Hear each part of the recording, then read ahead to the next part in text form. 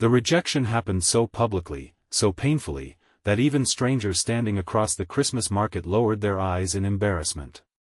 Beneath a bright winter sun that made the fresh snow sparkle like scattered diamonds, a beautifully decorated cafe patio fell silent as a well-dressed man stood up from his chair, laughed without kindness, tossed a folded napkin onto the table, and walked away, leaving a young woman sitting alone with tears she refused to let anyone see.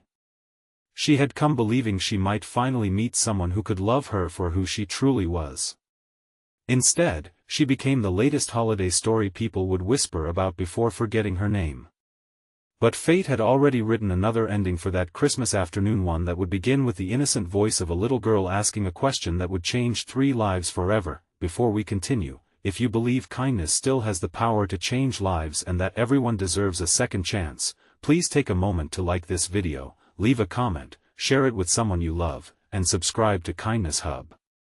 Your support helps us bring more heartwarming stories to people around the world. Maris Holloway had always believed Christmas carried miracles, even after life gave her countless reasons to stop believing. At 32, she worked as a librarian in a small town where everyone seemed to know one another's stories before breakfast.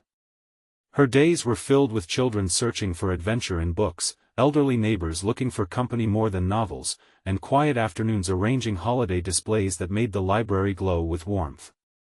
People often described Maris as gentle, dependable, and endlessly kind, but they rarely noticed how lonely she became when the library doors closed each evening. She had spent years watching friends marry, raise families, and celebrate Christmas surrounded by laughter while she quietly decorated her modest apartment with handmade ornaments collected from local schoolchildren. Every ornament carried a memory of hope, yet every December ended the same way, with Maris eating dinner alone while telling herself that next year might finally be different. When her closest coworker convinced her to accept a Christmas blind date arranged by mutual friends, Maris resisted at first. Blind dates had never appealed to her, especially during the holidays when expectations felt impossibly high. Still, she decided that perhaps opening her heart one more time was worth the risk. She bought a simple emerald green coat, carefully curled her chestnut hair, and wore the silver snowflake necklace her late grandmother had once called her lucky charm. The town square looked magical that morning. Daylight reflected off snow-covered rooftops while cheerful music floated through the air. Children laughed beside towering Christmas trees, families carried warm cups of cocoa, and volunteers handed out blankets to anyone who looked cold. Everything seemed wrapped in warmth and hope. Maris arrived early at the cafe overlooking the square. She smiled nervously, rehearsing polite introductions in her mind. When her date finally appeared, he looked around the cafe before his eyes settled on her. For a brief second, she believed destiny might actually be smiling. Instead, disappointment crossed his face before he even reached the table. He barely sat down before criticizing everything from the way she dressed to the simplicity of her career. He admitted he had expected someone younger, wealthier, and more glamorous. Within minutes, he stood, laughed awkwardly, apologized to no one in particular, and walked away without looking back. The silence he left behind felt louder than the Christmas music surrounding the square. People nearby pretended not to notice, but pity lingered in their expressions. Maris forced herself to breathe slowly. She refused to let strangers witness her crying. She quietly paid for both untouched meals, thanked the waitress with a trembling smile, and walked toward the Christmas market, hoping the cold air would steady her heart. Each decorated stall reminded her of dreams she feared might never come true. Couples held hands while choosing ornaments. Parents lifted excited children onto their shoulders to admire festive lights that still glowed softly despite the bright afternoon sun. The happiness surrounding her somehow made her loneliness feel even heavier. She wandered without direction until she reached a quieter corner of the park where volunteers had organized a charity toy drive for struggling families.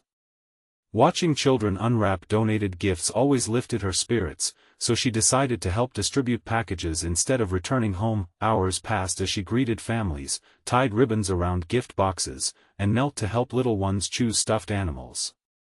For the first time since the painful rejection, genuine smiles returned to her face.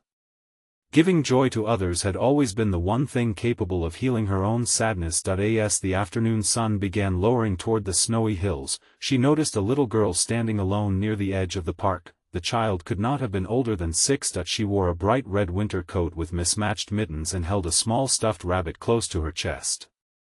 Her wide hazel eyes watched Maris with unusual curiosity rather than shyness. Maris smiled gently. The little girl slowly walked closer, stopping only a few steps away. Without hesitation, she looked directly into Maris's eyes. Then she asked the question that made time itself seem to stop. She wondered if Maris could become her new mom. The word struck deeper than anything Maris had ever experienced. Before she could even process them, she noticed a man rushing toward them through the snow-covered path. His expression mixed embarrassment, exhaustion, and concern. He apologized immediately, explaining that his daughter often surprised strangers with impossible questions ever since losing her mother nearly 3 years earlier. His name was Rowan Mercer. He worked as an architect but had spent the last several years balancing impossible deadlines with raising his daughter alone after his wife passed away following a sudden illness. The little girl's name was Tansy. She rarely connected with strangers, Rowan explained, which made her unexpected question even more astonishing. Maris assured him there was nothing to apologize for. Instead of feeling uncomfortable, she felt her heart soften toward the shy child whose innocent wish revealed a loneliness that mirrored her own. Tansy quietly admitted that she had watched Maris helping children all afternoon. She said anyone who smiled like that while giving away gifts must already know how to love people. Those simple words reached places inside Maris that years of encouragement never had. For the first time that day, someone had seen her heart instead of judging her appearance. Rowan thanked Maris again before inviting her to join them for hot chocolate served by local volunteers. She hesitated only briefly before accepting. They spent the next hour talking beneath strings of Christmas decorations, gently swaying in the crisp daytime breeze. Rowan shared funny stories about Tansy's endless curiosity, while Maris described the children's reading programs she organized every winter. Conversation flowed naturally. No one tried to impress anyone. No one judged. There were no impossible expectations, only 3 people discovering unexpected comfort in one another's company. Before leaving, Tansy handed Maris a handmade paper snowflake she had crafted at school. She explained that her teacher believed snowflakes should always be given to people who made others feel safe. Maris accepted it as though receiving the most precious gift imaginable. Over the following weeks, their paths continued crossing. Sometimes Rowan brought Tansy to the library for story hour. Other times they met during community volunteer events preparing holiday meals for elderly residents. Every meeting felt wonderfully ordinary. Maris admired Rowan's quiet devotion as a father. Despite carrying visible grief, he never allowed sadness to overshadow his daughter's childhood. Rowan, in turn, noticed the remarkable patience with which Maris treated every child who entered the library.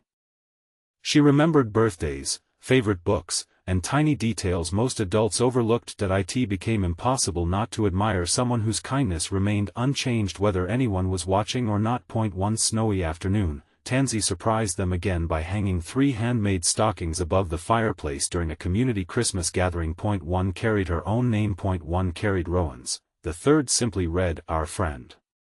Neither adult had the courage to remove it. Instead, they stood quietly, realizing that healing sometimes begins long before people notice their hearts changing. Christmas Eve finally arrived beneath brilliant blue skies, with sunlight dancing across fresh snow. The town gathered in the square for music, charity drives, and children's performances.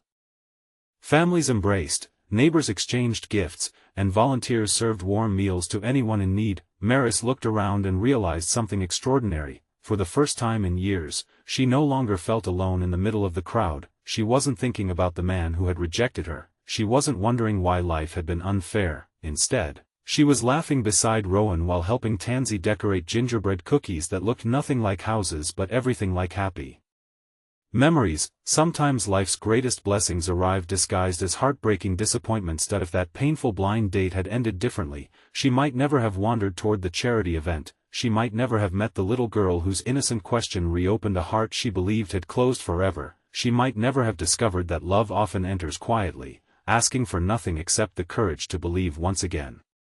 Before we reach the ending, tell us in the comments, do you believe one small act of kindness can completely change someone's destiny? We'd truly love to read your thoughts. That evening, after the community celebration ended, Rowan walked beside Maris beneath softly falling snow. Tansy skipped happily ahead, clutching both of their hands whenever she could. The child who had once wished for a new mother no longer looked lonely. The woman who had once believed rejection defined her future no longer questioned her worth.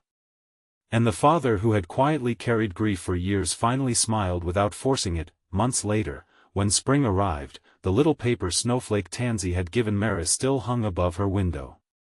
It reminded her that sometimes the greatest miracles begin not with grand gestures, but with simple kindness offered during someone's darkest day. The blind date she once considered the worst moment of her life had become the first chapter of a beautiful new beginning. She learned that rejection does not mean you are unworthy, it often means life is gently guiding you toward the people who will love you exactly as you are. If this story touched your heart, please like this video, leave a heartfelt comment, share it with your friends and family, and subscribe to Kindness Hub. Your support allows us to continue sharing stories that remind the world that hope, compassion, and second chances are always worth believing in. The end.